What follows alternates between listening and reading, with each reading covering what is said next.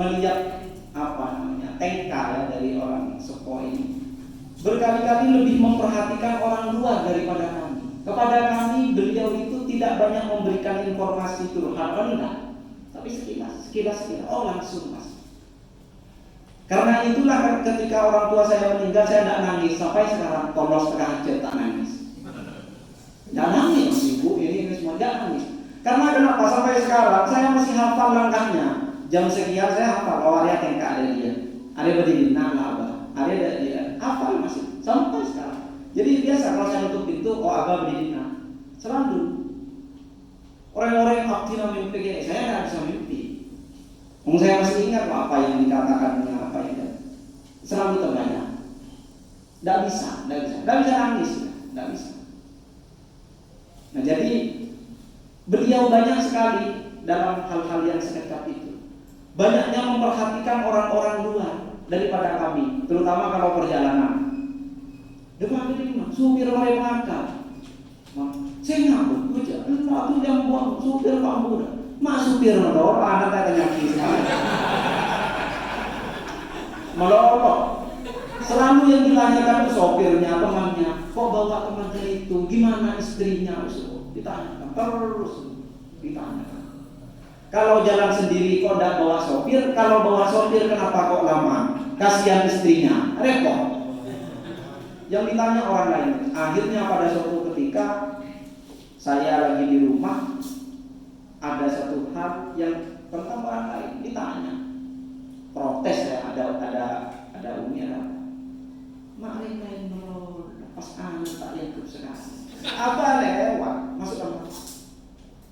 Dia rumah, enggak ya.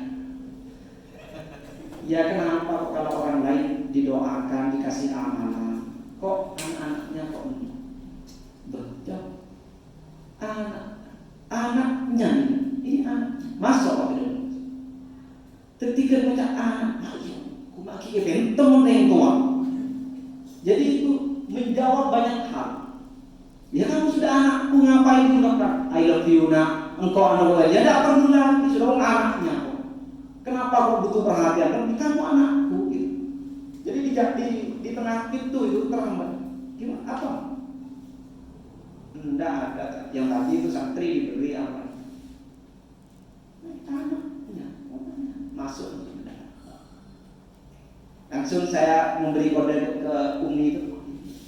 Ini tawarus. Anda ini termasuk anak-anaknya dari Kiai Muhammad Syarqawi tadi itu. Karena Anda berguru kepada putra-putra dan kepada santri-santri beliau. Jadi ketika itu sudah tersambung, nggak perlu ditanyakan lagi ketika Anda masih nyari sanad. Oke, kalau punya sanad itu secara akademik, oke. Anda punya sanadnya, oh saya belajar di sini, oke. Tapi kalau Anda sudah mondok di mana? Mondok di Pondok Pesantren Mukoya. Pada siapa? Pada kisah Pak. Siapa gurunya? Ambu, tak usah. Tak usah. Siapa bertawon? Mondok dari Kewaris mondok itu buiran Jombang. Kayak dia mondok kita buiran Jombang. Turun ke Hasim siapa? Tak usah tanya kiwone. Todus. Ambui. Tapi apa dia sama sekali? Ini tawarus. Maka kalau Anda berguru begitu. Tidak usah. Tadi pagi ada nanya ke saya, ya ini salah satu ya karena soalnya. Tadi ada yang nanya ke saya, Abdina terlalu kan? Malah kan kok. Kau sepuluh tidak senangan nih. Kalau berdiri kok. Tidak senangan, tak bisa tireng sepuluh sekarang. Abdina terlalu kan? Oh, hidup. Anak, warna apa sih?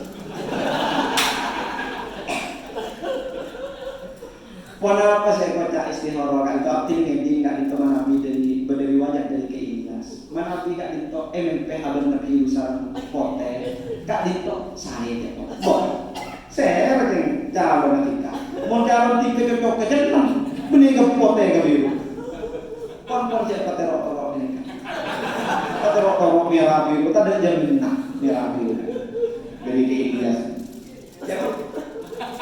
Di mana-mana istikharah ini kalau abah itu kalau istikharah itu ya langsung dijalankan, tidak harus. Betapa boleh di CPD, istiqoroh kita dari CPD, bunter orang istiqoroh lagi, orang aja. Ketika dengan boleh nyaman di sini lah istiqoroh lagi, kini kenyaman berendada, istiqoroh CPD, kemudian berendada. Mun terburu aja kira pangeran, abdi dik mangger kading tok nyekon ampek ben pangeran. Palar deki abes lagi kini kebagus depe sana. Tak usah mau. Ternyata kita ada pun teroga nih. Bahwa kalma. Begini keberan tanda mai ya. Pemantap TV. Dia kenapa? Jadi kalau belajar memang harus ada berguru itu. Saya punya lama lagi. Ini kalau sudah kemarin pusing kemarin ngaji. Suatu ketika pernah lagi, ini kasus-kasus. Nanti kalau sempat ya kalau tidak ada waktu, tapi kan nanti pertanyaan saja. Tadi sudah dibahas semua. Pernah suatu ketika di rumah itu air berbau. Ini selalu saya ceritakan agar kita mengambil ibrah dari apa yang ada di antara. Karena kita ada rumah jadi. Kita harus melihat beliau-beliau ini bukan dari kitab-kitabnya. Kalau dari kitab-kitabnya tidak bisa, memang harus dari beliaunya langsung. Ketika air berbau sampai 3 hari, Umi sudah curiga ini congok ke tandon, tekos maka koras pergi ke Abah. Oke, panggil kiai ke Abah. Oke, mau pada tekos belum. Dalam apa sesaan sih mulai kedua budaku, belum mulai sebori, cemburu mulai balik. Kitabnya Abah itu tidak pernah tertutup. Saya ingat, saya tahu jadwalnya beliau tidur, bangunnya, nafasnya saya hafal. Tahu kitabnya dari bukan. Oh dia, anu kakak Isom, katanya kakak Isom. Dia memutuskan hukum, benih kayak sesing harap turun mau minat takir enggak. Maka. Tanya ke Isom, kakak Isom. Daun Isom yang sudah tidak usah. Yang selanjutnya akan dikuras. Kalau sudah tadi tidak usah. Itu suci, semua yang sudah masuk ke lemari itu suci. Jadi yang kalau yang masih basah itu yang itu baru dicuci lagi. Kalau sudah kering sudah itu sudah. Tidak memutuskan sendiri. Ini gampangnya. Jadi bukan dibikin. Suatu ketika lagi musik. Ini saya harus ceritakan. Soalnya kakak saya mau musik. Saya ngefans sama kakak saya karena pemusik kan. Kakak saya 2 musisi semuanya dan serius semua. Satunya almarhumah khotibah, dia bisa membaca balok. Saya pendukung, tapi mereka kan cuma pemusik. Yang suka nonton musik di mana-mana sampai sekarang saya. Mereka tidak berani ya. Kalau saya di mana-mana masih nonton sampai sekarang. Saya minta ke Abah karena ketika. Tapi Abah kalau kakak saya main musik di TV itu nonton. Deki Ano. Fikri di anak, nonton, selalu di Indonesia kita nonton biasa. Ya kadang-kadang sebentar tergantung kalau tidak ada tamu nonton biasa. Setelah lama-lama masalah musik, tiba-tiba kakak saya edukannya kenapa karena ada alat musik di rumah dan semacamnya lah. Intinya, saya masuk. Kenapa kok tidak boleh musik di sini? Batai santai sambil baca, tidak usah. Belum pernah. Di HP-nya Abah aja pakai musik, di telepon musik. Saya gitu. Kenapa? Kan lebih baik kita yang membuat musik daripada kita ngambil musiknya orang lain yang kita tidak tahu. Kenapa?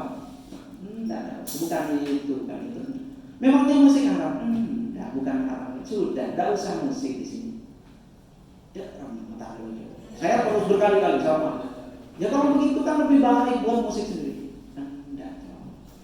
Kayaknya sudah main musik di sini. Berat jawabnya. Iya sudah. Musik sih. Artinya kalau dia pokoknya bukan produksi musik. Totok serap saya sudah. Tidak ada jawaban selesai. Iya sudah. Oh ini tradisi bukan fikih. Termasuk terakhir ketika kepiting. Kepiting itu ya.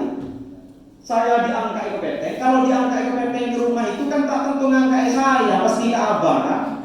Loh, yang ngangkai kepeteng banyak. beri songkil itu banyak. Semuanya tegang di dapur. Kok bete? Banyak lagi ke kiai itu kan yang orang cetak orang bete. Tak ya lagi nih karena benih dinding. Oh, coba maju empuk tapi. Ya masuk. Apa ya? Kepingin. Itu yang mau sini mau. Saya jangan bawa sini untuk apa? Posan aja posaki kau bertek pada tuh jadi kaki. Maju saya lagi maju. Kepingin. Jangan bawa sini. Enggak ada di dapur. Enggak boleh dimakan. Enggak, jangan bawa sini. Posan. Maju lagi saya. Tanya apa?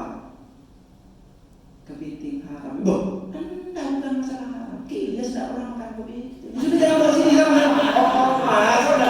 Sudah penting makan kepiting mama. Akan itu pun. Kalau dia suruh, dia tak suruh buat, tak suruh begitu. Jadi bukan masalah fikih, tradisi. Tawaruf itu tradisi. Makanya memahami sunnah bukan teks, tapi tradisi yang hidup. Dan itu berubah-ubah. Itu dinamis. Itu yang menjadi fikih adalah dari ulama-ulama di zamannya, bukan ulama di masa lalu. Syafi'i katanya siapa? Katanya Sayyid Muhammad. Syafi'i sudah meninggal. Sekarang zaman kita yang bertanggung jawab dengan zaman kita sudah kita. Nah itu. Makanya kan kita itu. Makanya tawaruf itu penting sehingga kita mengetahui pola pikir dan tradisi zaman bapak-bapak kita dan kita tinggalkan ya untuk zaman. Saya yang terakhir, ada banyak hal tentang masalah karena kami semua ini zuriyah Kiai Muhammad Ilyas. Kiai Muhammad Ilyas ini perlu diingat ya. Kiai Muhammad Ilyas ini adalah pendiri Nahdlatul Ulama. Beliau santri dari Hadratus Syekh Kiai Hasyim Asy'ari Jombang. Dan seluruh manhaj di An-Nufayah ini manhaj Jombang. Makanya kalau di Jombang Salafiyah Syafi'iyah, Abah selalu berkata An-Nufayah ini Syafi'iyah. Dan ada Abah ini paling anti liberalisme. Kita ini menolak liberalisme, apalagi liberalisme mazhab menolak. Ahlus Sunnah iya tapi Syafi'iyah. Mazhab yang lain boleh. Saya Azhari semua mazhab masuk, tapi Syafi'iyah harus. Karena kenapa? Agar tidak membingungkan. Tidak ada liberalisasi mazhab, tidak ada. Yang mudah bagi kita yang mana itu yang diambil dan itu yang ditekuni di situ. Tidak pernah ada. Saya habis Gus Bahak karena kebingungan itu. Sebelum saya duduk Gus Bahak menyebutkan ada. Saya belum duduk. Coba ada yang begini. Kalau sudah al-qiyam bi amrillah, maka harus ditetapkan. Itu fungsi dari mujtahid di zamannya. Maka Imam Syafi'i itu tidak mukhalafah di mazhab Imam Malik, enggak mukhalafah. Tapi dia mendirikan mazhab sendiri. Sama dengan di sini, kalau berbeda mazhab tidak iftiraq dari Islam enggak, bahkan dari Ahlus Sunnah enggak. Tapi bahwa dia mukhalafah dengan tradisi di pondok pesantren ya jelas. Yang keluar dari harokat dan manhaj Syafi'iyah dan An-Nufayah jelas. Mukhalafah dengan manhajnya An-Nufayah itu jelas. Mukhalafah dari umat Islam enggak, dari Ahlus Sunnah saja enggak. Tapi mukhalafah dengan manhaj An-Nufayah jelas. Itu. Karena sini jelas sudah. Ayah saya menyampaikannya, Kiai Bashir menyampaikannya, Kiai Nesom menyampaikannya. Tidak ada yang tidak menyampaikannya dari mereka. Dan mereka pasti mewariskan dari Kiai Muhammad Ilyas. Kiai Muhammad Ilyas mendirikan NU pada tahun 26 karena perintah dari Hadratus Syekh Hasyim Asy'ari. Tahun 47 mendirikan, sebelum Kiai Hasyim Asy'ari meninggal, mendirikan Masyumi karena permintaan beliau dan dibesarkan bersama dengan Kiai Mahfud Husaini. Kiai Mahfud ini masih ingat ya? Kiai Mahfud yang diajar itu ponakannya. Kiai Mahfud ini yang berkata nilai-nilai An-Nufayah ini di samping kemandirian dan kesederhanaan adalah kesantaian. Cocok kalau kesantaian, jangan lupa. Ini kayak Mahfud. Nah, mendirikan Masyumi, kemudian pada tahun bukan tahun 55 itu, tahun 22 lebih sedikit kalau menurut riwayat sudah mendirikan PNU karena diminta Ki Abdul Wahid Jombang lagi mendirikan di sini PNU dan semuanya disuruh membesarkan PNU. PNU menang di sini. PNU menang, bukan Masyumi yang menang. Beliau tetap enggak, engkau lah bermakhluk. Tiga merajik. Enggak, beliau ini berbahasa. Tiga merajik PNU. PNU ya, bukan NU. PNU. Tiga merajik partai yang unik. Dia dibesarkan sama ke Idris, namanya ke Sandi. Dibesarkan ada ke Iso, ada ke Amir. Tiga beda Amir, beda Iso. Dibesarkan dan menang. Pada tahun 1998 ayah saya diundang ke Saroful Billah Semarang oleh Kiai Khalil Bisri Rembang untuk ikut mendirikan Partai Kebangkitan Bangsa. Ayah saya mengutus ke Syamini, mengutus ke sana untuk menyampaikan pendapat jika PKB berdiri NU akan pecah. Tetapi sebelum ke Syamini menyampaikan, kiai-kiai yang lain sudah menyampaikan dan membentuk setelah itu partai-partai baru ke Zainuddin MZ, banyaknya ke Syukur dan seterusnya. Khalil merasa malu dengan pendapat-pendapat ulama, memanggil lagi ke Syafi'i, mohon maaf sampaikan salam saya tidak bisa. Tapi apa yang terjadi? Kiai Abdul Warith di sini mendirikan PKB di rumah, saksinya masih hidup semua sekarang, hidup semua, 5 orang pendiri PKB di rumah.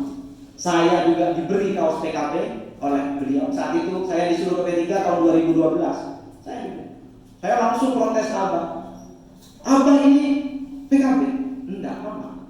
Abah tetap di P3. Tapi kalau ketemu Pak, kalau di pondok jangan dipakai. Karena Pak Yusuf mau mendirikan partai juga. Karena saya ditemuiran. Kayak Yusuf kan mau mendirikan PKU, jangan dipakai kalau di pondok. Kalau di luar-luar saja dipakai. Saya menggunakan itu, memakai kaos PKB saya.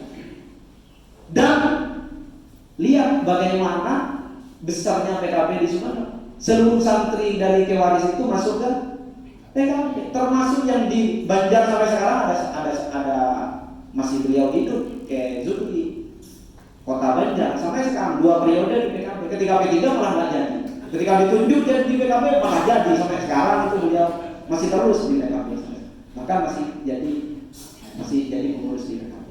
Ini yang perlu kita lihat, dinamika semacam ini yang katanya dari Kehamil tadi ke Ilyas itu merekatkan ya ini maksudnya merekatkan. Beliau ada di sana semuanya, tapi ingat beliau tidak pernah mufaroqah dengan manhaj an-nafai. Wallahul muwaffiq ila aqwamit thoriq. Mohon maaf nantinya kelopotan. Wassalamualaikum warahmatullahi wabarakatuh.